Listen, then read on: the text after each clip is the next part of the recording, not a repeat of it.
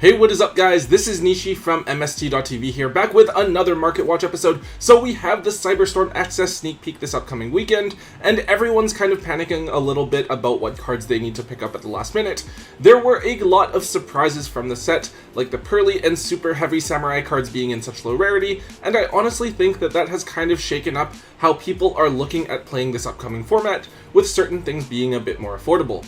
Anyways, I am a little bit sick, so I apologize if my voice sounds a little bit weird today, but I did want to make sure that we got some of this info out to you guys ahead of the sneak peek weekend. Let's get started. Alright, so the first card up is one that shot up just last week out of nowhere. It is Performapal 5 Rainbow Magician.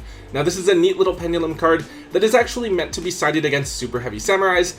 As a pendulum scale, if a player has no set cards, then they cannot declare an attack with their monsters, and all of the monsters that they control cannot activate their effects. This is obviously a really big problem for Super Heavy Samurais, since their strategy revolves around only using monster cards, since you can't have spells or traps in the graveyard in order to activate some of their effects. Effectively, this card shuts down the entire strategy, and it forces them to play some sort of back row removal as a workaround. A lot of players are looking at different pendulum monsters, such as Archfiend Eccentric or Garuda, but of course those generally can't be searched out. The other option is that you could play back row removal, maybe like a Galaxy Cyclone or something like that can banish itself from the graveyard after, but again, a bit situational. If you do expect to see a lot of Super Heavy Samurai players at your locals, this might be a good card for you to pick up for your sideboard. Unfortunately though, the card only has one printing from back in the first Battles of Legend set, Light's Revenge, and is currently sitting at $10 per copy, which I guess is fitting because of how big of a blowout card it can be against what is expected to be one of the best decks of the upcoming format. I would expect this card to see a reprint relatively soon, maybe in an OTS pack as a common or a super, especially if Super Heavy Samurais become a top tier meta threat the way that most of us expect it to be. The next card here is another pendulum card. It is Mythical Beast Garuda. So as we just talked about, this card is a counter to the 5 Rainbow Magician. As a pendulum scale, if your other scale zone is empty, you can pop this card alongside another spell or trap card on the field.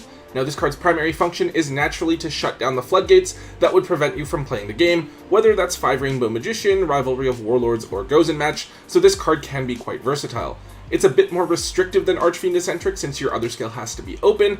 However, this card has the benefit of being a level 4 monster, whereas Archfiend Eccentric is a level 3, so Garuda will generally be a bit more useful if you're in a situation where you need to pendulum summon another level 4 body out of the extra deck, since Super Heavy Samurais do tend to go into rank 4 monsters.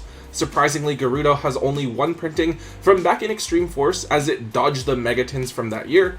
However, because it's only an ultra rare, the card hasn't spiked that much yet and is currently sitting at only $4 per copy. If you are planning on playing Super Heavy Samurais this format, I think that this is absolutely a card that you guys should pick up 3 copies of, although there is a chance that it could get reprinted in an OTS tournament pack or Battles of Legend. I think that at $4 each, the card is cheap enough right now that it's worth grabbing a set of for yourself to use, just in case.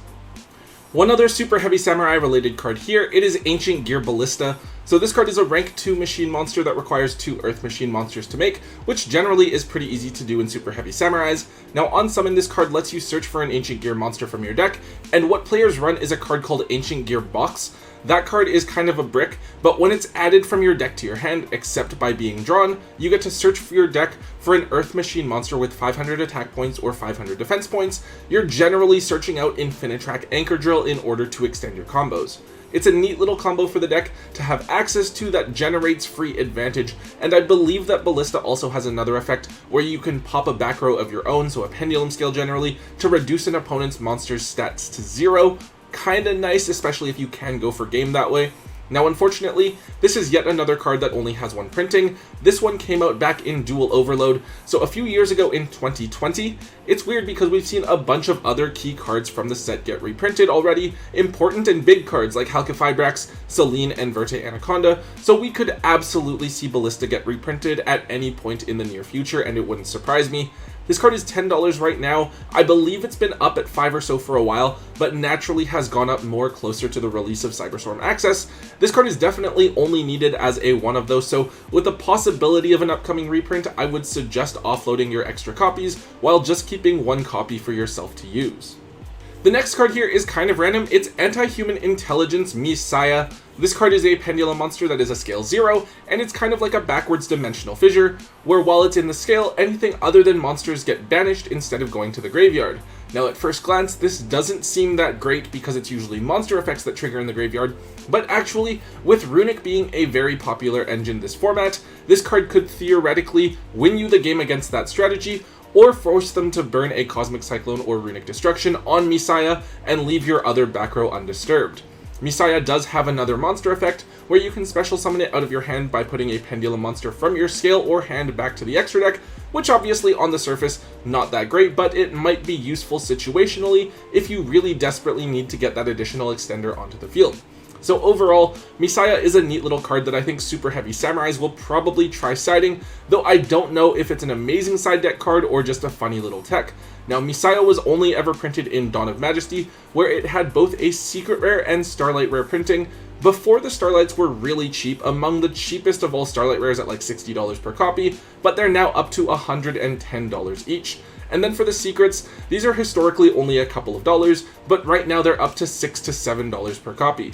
I don't know exactly how Misaya is going to do next format, especially because we're not even sure if Runic will survive the ban list or to what extent it will be relevant next format. I think that if you want to play for yourself, Misaya is another card where you can just keep a set and then you can dump your extra copies just in case it does see that reprint, or just in case Runic gets hit on the ban list and the card isn't relevant at all. Alright, so this is a funny one. It is Rescue Ace Hydrant. So I know that Amazing Defenders wasn't a great set when it first came out, but it's actually turning out to be kind of decent. Pearly is obviously top tier, and the Makonko Ritual monster saw a little bit of play for a while there. However, the third and often overlooked archetype, Rescue Ace, has actually emerged as a potentially very solid deck, with a couple of new support cards coming out in Duelist Nexus, the core set after Cyberstorm Access. The new cards are pretty good, giving the deck access to an emergency teleport that also helps your monster on the field to dodge effect negation, and they also get a new level 8 boss monster that can be special summoned out for free. The deck looks like it can do some really cool things, and I think the iconic thing to remember with this deck is that its boss monster can give you a +4 for free, so even those small interruptions can really work to overwhelm your opponent. Hydrant is a really key card for the deck that you want to have on the field all the time. Even though it's weak, if you have another Rescue Ace monster out, your opponent can't target it for battle or with a card effect. But this card also lets you search for a Rescue Ace monster once per turn, and it also allows you to activate a Rescue Ace quick play spell or trap card the turn that it was sent, which can be very useful since the +4 sets the spells and traps directly from your deck to your side of the field. Now historically, no one has really cared about the Rescue Ace cards, so they were pretty cheap. However, they got a lot of attention in the last week or so because of the new support, and Hydrant has jumped in price, to where the Ultras are now $12 to $13, while the Collector's Rares are $80 each. Obviously crazy, since we have yet to see just how good Rescue Ace will actually be, and if it can keep up with the rest of the meta. For now, I think you guys should stay away from acting too rashly and picking up the Rescue Ace cards at their market value, but if you can grab them here and there from players who just happen to have them lying around in their binders and don't mind letting them go for cheap, they aren't a horrible pickup. Alright, so another card for a deck that is getting support in Duelist Nexus, it is Personal Spoofing. So Altergeist is a fairly old deck that hasn't done anything too great recently. I think they topped back when Mystic Mine was still legal, but even then it felt like Mystic Mine won the event rather than Altergeist. With the new cards coming in Duelist Nexus, Konami has taken a trap-based deck and given it the ability to perform some interesting combos. I personally am not a big fan of Altergeist, but I do think it's really cool to see a trap deck be able to do something other than just set a ton of back row. Personal Spoofing lets you shuffle back any Altergeist card from your hand or face up on your side of the field to search for any Altergeist monster. I believe that historically you would search out Multifaker and then summon it out of your hand right away for free. I'm not sure if that's still what you're going to do, but it sounds okay to me because you then get the Silkidus out of the deck. But anyways, this card can basically get you any Altergeist monster out of the deck after turn 1, so even after that, it can get you a copy of Meluseek for spot removal or Marionetter to search for another monster. Now unfortunately, most of the Altergeist stuff is pretty cheap, even for the original holo printings, and then it got even cheaper when we got everything with a rare printing in one of the maximum gold sets. So Altergeist is a really budget deck that it's kind of hard to bling out. The only thing that has an upgrade is Personal Spoofing, which was a super rare in OTS Tournament Pack 9, and so with players desperate to buy something out, super rare copies of Personal Spoofing are now between $8 to $9 a piece. Up until a month ago, this card was only $1 or $2, so it might be worth digging these up out of your bulk to offload over the next couple of months as players get ready to bring back their Altergeist decks. Alright guys, there's one card for us to touch on last here, and it is Where Art Thou? So this one seems like kind of a weird card. You can only activate it if you control a level 1 monster. You search for a level 1 monster and add it to your hand, but if you don't normal summon that monster that you search for, then you take 2000 damage. So obviously not a good card in time, but this card can functionally be a searcher for a level 1 monster in the Pearly deck, since the main deck Pearly monsters are level 1. This card can be useful for a couple of reasons. One, there are some versions of Pearly that play Volcanic Shell as discard fodder, so you could search for the shell so that you can discard it and search for another copy, and that would help you to maintain card advantage. Alternatively, you could search for a hand trap like Effect Veiler, DD Crow, or Droll Lockbird, all very useful generic hand traps. Pearly decks like playing a lot of hand traps because they're able to draw a lot of cards, so searching for a 3rd or 4th hand trap can be really devastating, and something like Droll Lockbird is very good at shutting down super heavy samurais. Now effectively, this card means that you can pay 2000 life points to just search for a hand trap, which honestly isn't that bad in game 1, and you'd probably side it out going into game 2 or 3. It's a neat tech, though I haven't seen too many lists with this card running around. Where Art Thou does have a few common printings, all of which are dirt cheap. However, the card did get a super rare upgrade in OTS Tournament Pack 13, which is the card's only holo printing.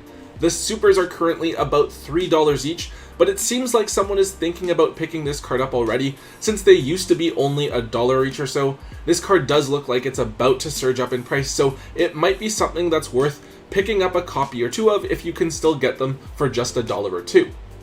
Okay guys, that is all I have for today. I'm really excited to see how Cyberstorm Access changes things between Super Heavy Samurais, Pearly, and Gold Pride. I think we're about to see a really big shift in the format with some crazy new decks taking over, and it'll be interesting to see what tech cards people are adding to their decks here that maybe weren't being used over in the OCG to counter the decks that are being used here, or to make up for the lack of certain things like Max C.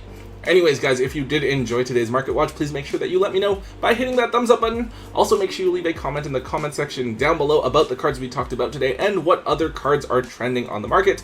And of course, if you haven't already, do make sure that you guys hit that subscribe button. And until next time guys, don't forget to hold on to your MST.TV.